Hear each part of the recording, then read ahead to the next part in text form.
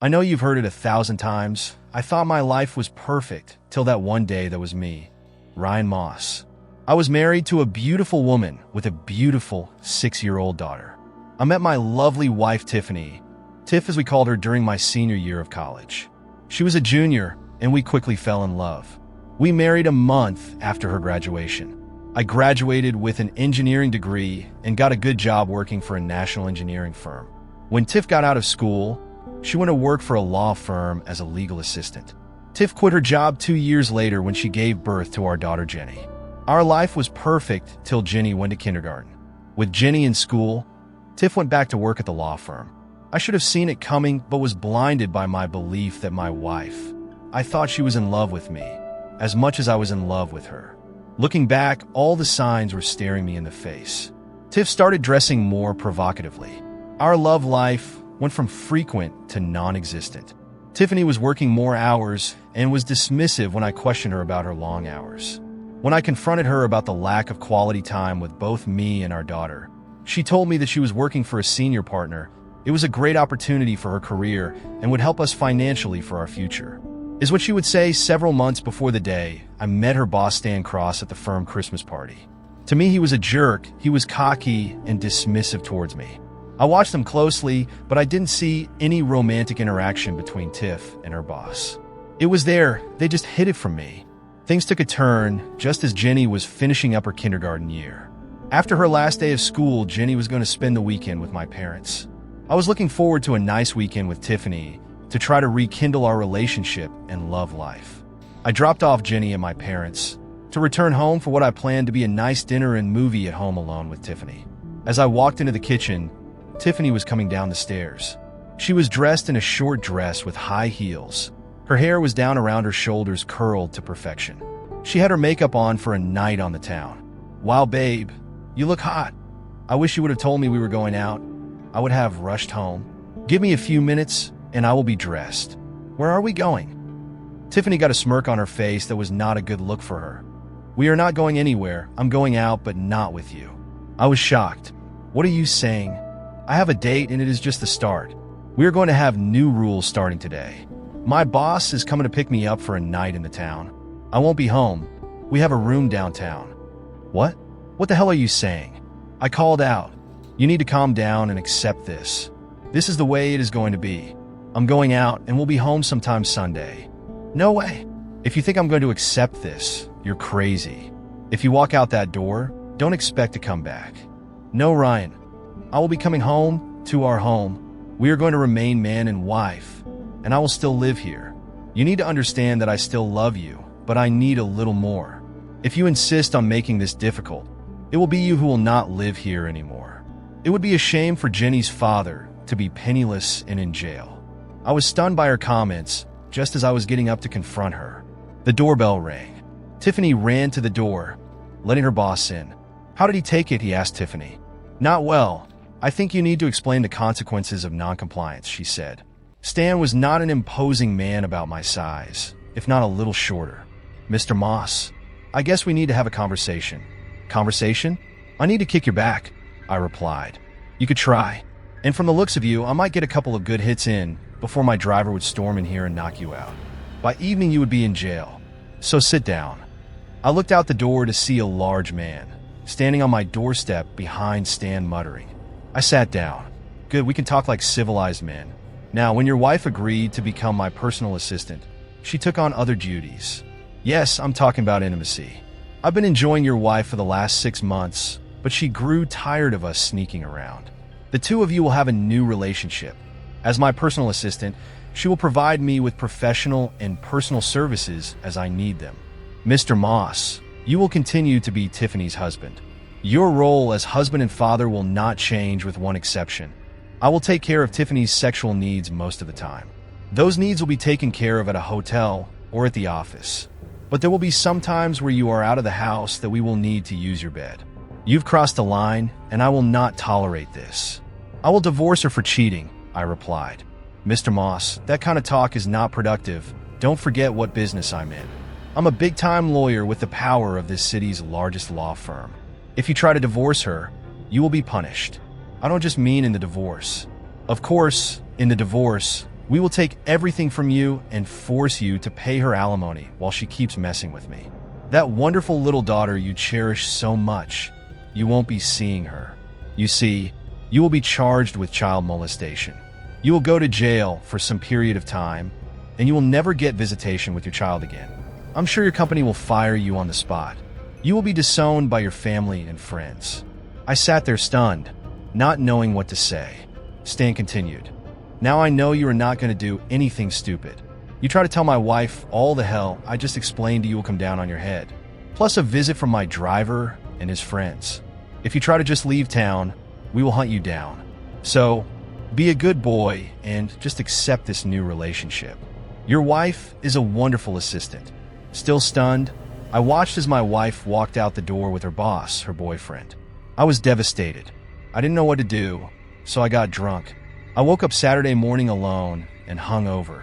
Tiffany didn't come home Saturday and did not come home Sunday morning. She was not home Sunday when I went to pick up Jenny. It was all I could do not to cry as I picked her up and drove home. Jenny nearly broke my heart when she asked where Mommy was when we got home. I wanted to tell her Mommy has turned into a cheating woman who is messing with her boss. I reframed and told her that she had to work. The disappointment on her face cut me deeply. When Tiffany arrived home Sunday night, she found me asleep in the guest room. Lucky for me, she didn't come in. I didn't know if I could have remained calm. I was getting Jenny ready for school when Tiffany appeared. Not much was said to me, but Tiffany concentrated on Jenny as we were heading out the door to school. Tiffany kissed Jenny and moved to kiss me, but I turned and walked away. That night after Tiffany put Jenny to bed, Tiffany stomped into what I had turned into my man cave in the basement. "Are we going to have a problem?" she hissed. "When you say we do, you mean me having a problem with you spending the weekend with your boss. Is that the problem you were talking about?" She stood there with her hands on her hips. "Look, I didn't mean for this to happen. It seemed to start with Stan and I sharing our morning coffee. He liked that special creamer I brought to work. I'm sure he wanted to give you some of his special creamers," I replied. "Don't be crude, Ryan. He's a very persuasive man. You know how I've always said I didn't like sushi? The truth is I had never tried it. Stan said it is an incredible aphrodisiac. The first time he got me to try, it was the first time he had intimacy with me. I'm sorry, Ryan, but it was good. He promised to make me his personal assistant. Think of the benefits. I'm making a lot more money. I will get to travel with Stan and meet a lot of important people. This will be good for us. Stan even said you could have intimacy with me again. There will be some conditions, though." "Oh, God, I can't wait to hear this," I said, getting angrier. "You can only be with me after Stan has been with me. And he says that will happen often." Tiffany says almost apologetically, "Wow, Stan is going to allow me sloppy seconds with his cheating woman. How generous." I replied, "You can't talk to me like that. Ryan, you need to just get on board. This is not a long-term situation, maybe 2 to 3 years at most. We will be in a great position for our life going forward together. You actually believe this nonsense, don't you? I guess in your world, once the great Stan is done with you, I will be there to grow old with you, right? Just wait till good old Stan tells you he wants to put a baby in you and have me raise it." Tiffany lowered her head in shame. "Oh heck, are you already pregnant?" "No, but he wants me to go off the pill in a few months. I told him I wanted you to be on board with a new relationship before we do that." "I can't believe you. Get out of my sight," I replied. Tiffany got to the top of the stairs and turned. "I'll be in our bed waiting. Once I go off the pill, I won't be available to you till I'm, you know." This had gone too far. She had to know I would never go along with her plan. I took up residence in the guest room in my basement area, but tried to keep our household as normal as possible for Jenny's sake. Over the next week, I did some research on Stan. It certainly appeared that he had the power and influence he claimed. I went to a divorce lawyer. She confirmed that I would be destroyed in a divorce. The lawyer knew Stan Cross, and she believed that he was not above fabricating molestation claims against me. Divorce was not an option. The lawyer did suggest that I try to get evidence of my wife's plan. If I could get some evidence of them plotting against me, I might be able to stop their plan. She said even with evidence, it would be hard to stop them with Cross's power and influence. She suggested using a small voice-activated recorder. If I hid it in Tiffany's purse, I might get lucky. I bought a recorder, as the lawyer suggested, tested it, and put it in Tiffany's purse. It looked like a pen, and I was able to put it in a small pocket that had other pens. The recorder seemed to be a long shot, so I started looking for other options. I was out of options, at least legal options. I decided to go to the library to use their computers. I'd seen enough detective TV shows that the police always checked the prime suspect's internet search history. Finally, after a couple of hours of searching, I came up with an idea. It was extreme, and I wasn't sure it would work, but I was desperate to try. 3 hours away, I found an Oriental supply store that was on the seedy side. I put on an old hat and sunglasses while wearing sweats, making sure I would not be recognizable. Luckily, when I got there, I was alone in the store with just the old man behind the counter. I walked up to the old man. I would like some tetrodotoxin and some methylmercury. The old man looked at me and smiled. Got a cheating wife? I just smiled back at him. Do you have it? I do, but it is not cheap, $1,500, and I only take cash. I assumed that you want no record of you being here. I assumed it wasn't going to be cheap bringing $2,000 with me. I counted out $1,500 in my 20s, putting it on the counter. The old man went in the back door and quickly returned. He put 2 vials in a paper bag. Be careful with these. Small amounts over time will do the trick. The old man pulled 2 syringes into the bag.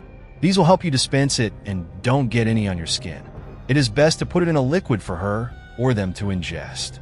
I grabbed the bag and quickly went to my car. Tetrodotoxin and dimethylmercury are both toxic substances related to fish in some way. Tetrodotoxin is taken from the puffer fish and the blue-ringed octopus. When prepared correctly, these creatures are considered a delicacy, but in a concentrated form they build up in the subject and can be deadly. Dimethylmercury is similar to mercury, but more deadly if allowed to build up. It also can be deadly. My research found that both dimethylmercury and tetrodotoxin would build up in the system over time, till it was too late. Both substances were hard to detect, but if found, would look like they were from bad sushi. The best part of my plan was that Tiffany was going to deliver the poison for me. She kept that special creamer at home till she needed to replace the bottle at work. When I asked her several months ago why she didn't just take it all to work, she said she was afraid someone would take it.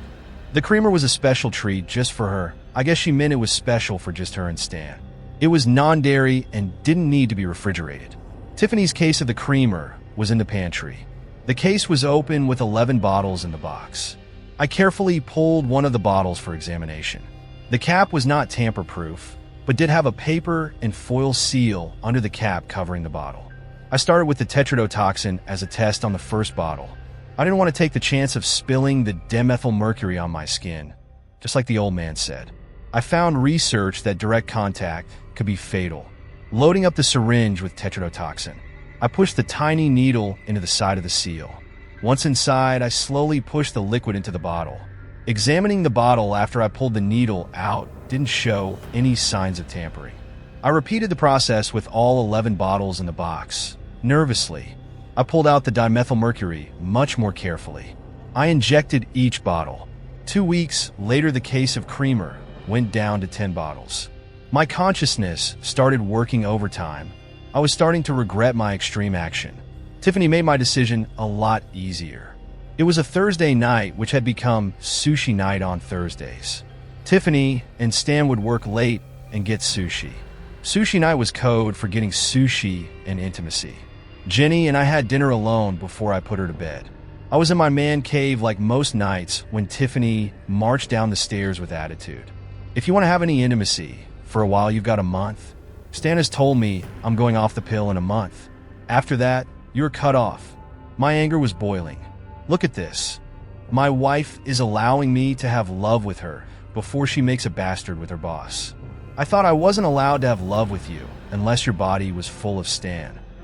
Tiffany smirked. That's right. If you want to see evidence of Stan still being inside me, you need to stop using that term. You know, I hate it. No, thanks. I'll pass. I wouldn't touch your nasty body. I replied, suit yourself, but I'll be upstairs in our bed. It's been a while since we've made love. She said smugly, walking back up the stairs. You wouldn't know what love is anymore, I replied. I know some would say that I'm going overboard and should just divorce her, given my options. I looked at what I was doing as self-defense. She and her boyfriend threatened me with my most precious thing, my daughter, and secondly, my freedom. I knew what I was doing was reprehensible, but it was in response to the unspeakable threats they made against me. A week later, I noticed that the box was down to 9 bottles of creamer. It took another month for the first symptoms to show. I had been watching her like a hawk when she was home. Her complexion looked a little paler, but it was her hands that made me smile. Tiffany, all through dinner, was flexing her fingers and wringing her hands. Her nervous system was being affected by the toxin in the creamer, causing it to shut down. Something wrong, Tiff? I try to show actual concern. I don't know, my fingers have this numb feeling, like you get when you're laying on your hand and it falls asleep. I've been doing it for a week or so. I've also been a little out of breath. Probably nothing. Sounds like stress. Anything new at work causing you stress or making you uncomfortable? I asked. There was a little sneer on Tiffany's face. No, there is nothing. Everything at work is just great. I'm sure it is nothing.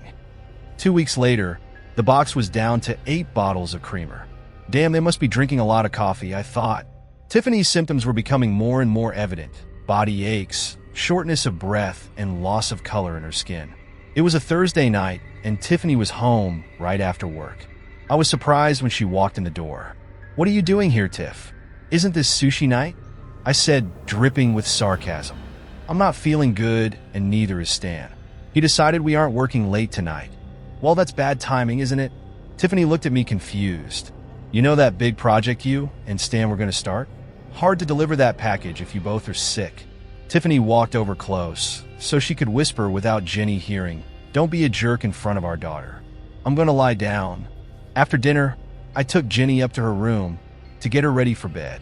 When I walked by our bedroom, I heard the sounds of Tiffany throwing up. I slowly opened the bathroom door. "Don't tell me you're already pregnant?" "Forget you," she growled. "There's no way I'm pregnant yet. I just went off the pill last week. You could at least show some compassion.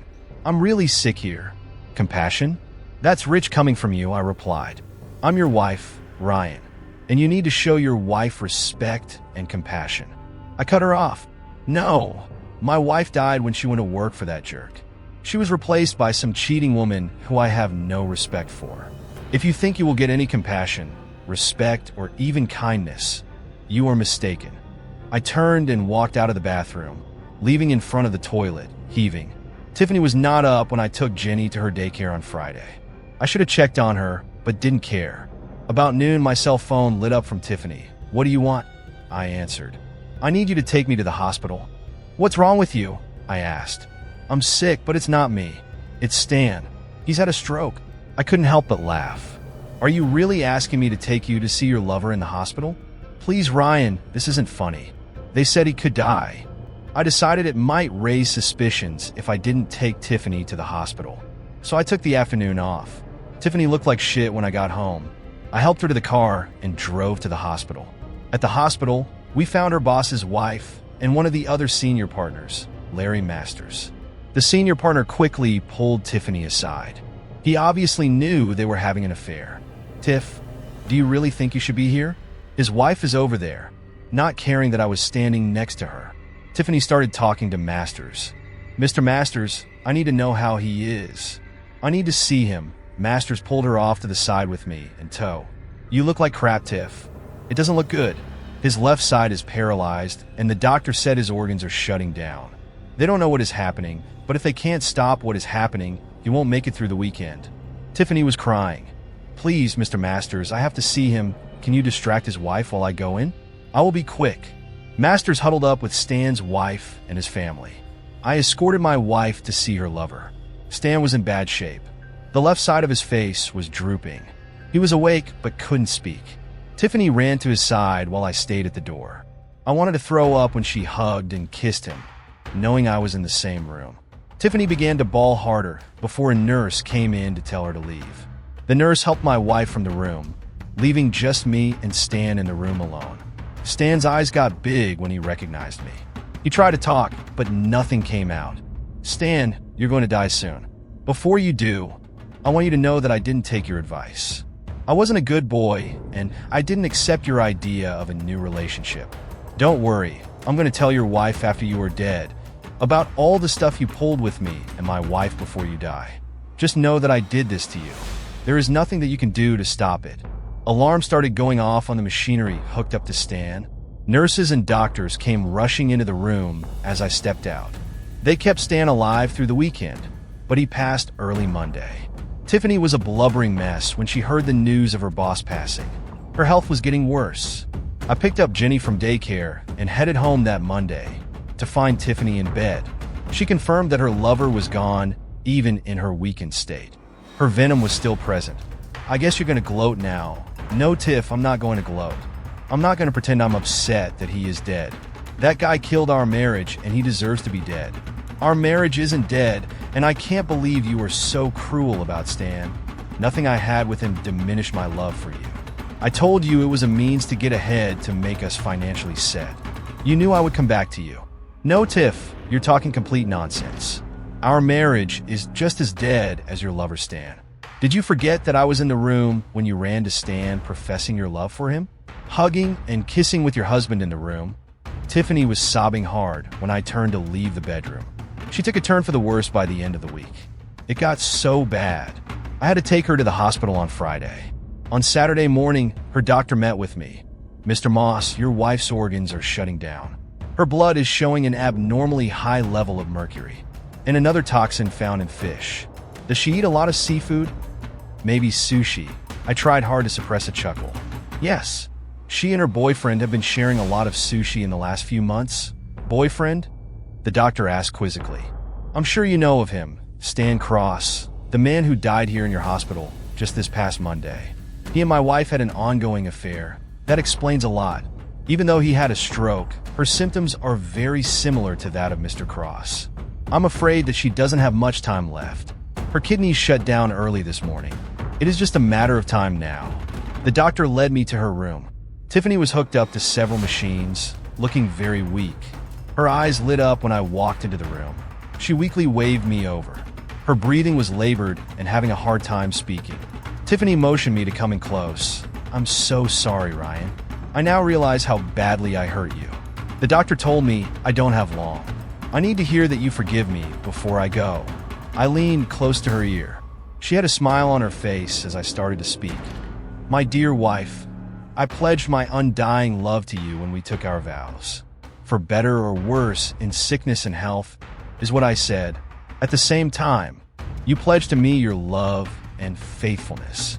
You broke those vows, belittling me and humiliating me. I will never forgive you for what you did to me and our family. I hope that you and your lover burn in hell." I got up, watching a tear run down her cheek. I walked out the door just as the alarms were going off in Tiffany's room. Less than an hour later, she was declared dead. It was hard telling Jenny her mother wasn't coming home. I cried for her, not Tiffany. Tiffany tried to end my life as I knew, but I got her first. Apparently, the doctors were convinced that both Stan and Tiffany were the victims of bad sushi. Turning Tiffany's body over to the funeral home told me that there would be no autopsy and no further investigation. No police ever came to question me. I did destroy the extra bottles of creamer and my vials of the toxin at the house. I even retrieved the 1-chew full bottle of creamer at Tiffany's office when I cleared out her belongings. When I had Tiffany's body cremated, her parents objected. Their religious beliefs discouraged cremation. I didn't care. I wanted the cheating woman's body destroyed with her. Burned up. Any lingering evidence would be burned with her. I should have been satisfied with my deadly revenge on Tiff and Stan. But I wasn't done. I gathered up my various recordings and made copies. My first visit was to Georgia. Moss Stan is now widow. The question was, why confront Stan's wife now that he was dead? I wanted to know if she knew and allowed it to happen. My thought was that she did. As open as Stan was, there didn't seem to be any way she didn't. I turned on my pocket recorder when she invited me into her home. "Mrs. Cross, I came here to talk to you about your husband and my wife." She cut me off. "You can stop there, Mr. Moss. I knew about my husband and your wife. They were very obvious about it. It wasn't his first, but she was his last. I'm sorry about your wife, but as you can see, I lost my husband too. Thank you, Mrs. Cross. I want to be clear here. You knew that your husband seduced my wife and turned her against me and my daughter? By you doing nothing, you were just as guilty as he was. Wait a minute, Mr. Moss. I didn't have any part in my husband's actions, she replied. I guess we will have to disagree about that, Mrs. Cross. The way I see it, if you had done something about your husband, he may not have felt free to seduce my wife.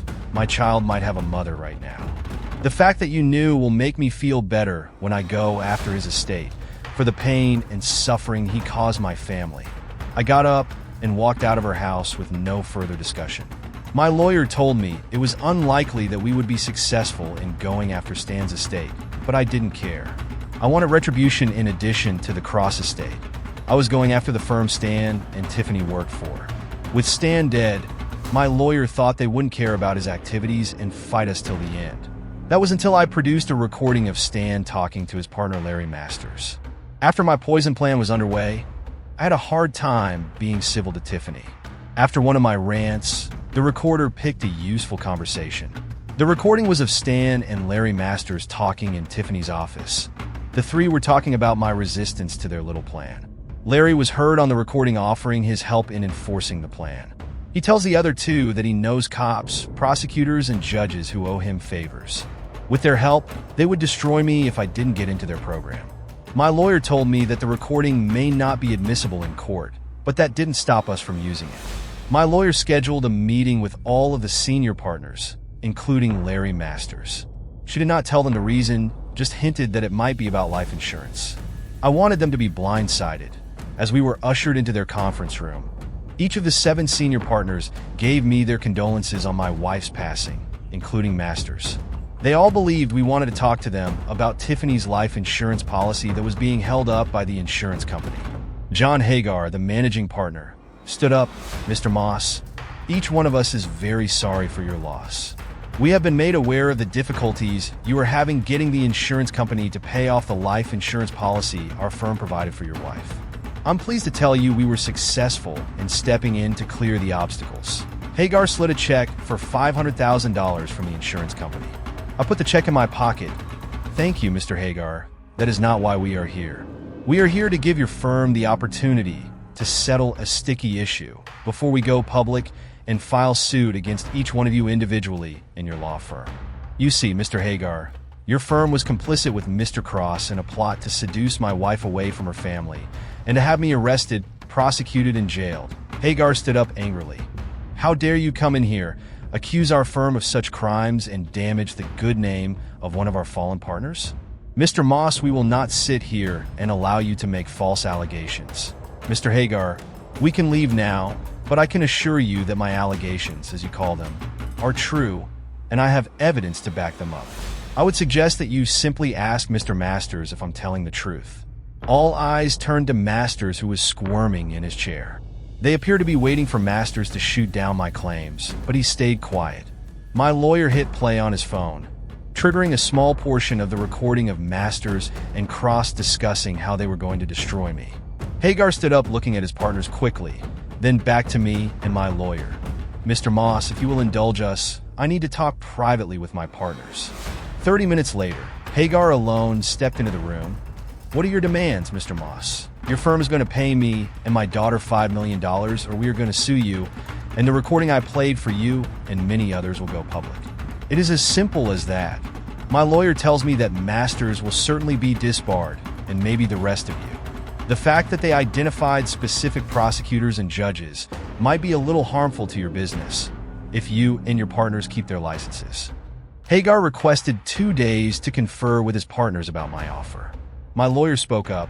You have 2 days to agree, or it all comes out 2 days later. My lawyer called me. They've agreed to the $5 million. I have a proposed agreement I'll send you. As part of the agreement, we agreed not to go after Mr. Cross's estate. In exchange, they will expel Mr. Masters from the firm, citing a moral clause denying him 90% of his partnership share. I agreed and took their money. I signed an agreement that I would not disclose what Mr. Cross and his firm did to me and my family. One thing Tiffany had right, her affair made our family financially set. Now, I had to start looking for a replacement for my wife and mother for my child. How would you handle such a betrayal? Was it what you expected, or did it take a twist you didn't see coming? Share your thoughts in the comments. Hit that subscribe button and give this video a thumbs up if this story resonated with you. And don't forget to turn on notifications so you won't miss any of our next emotional, real-life stories. Together, let's uncover the untold truths of relationships.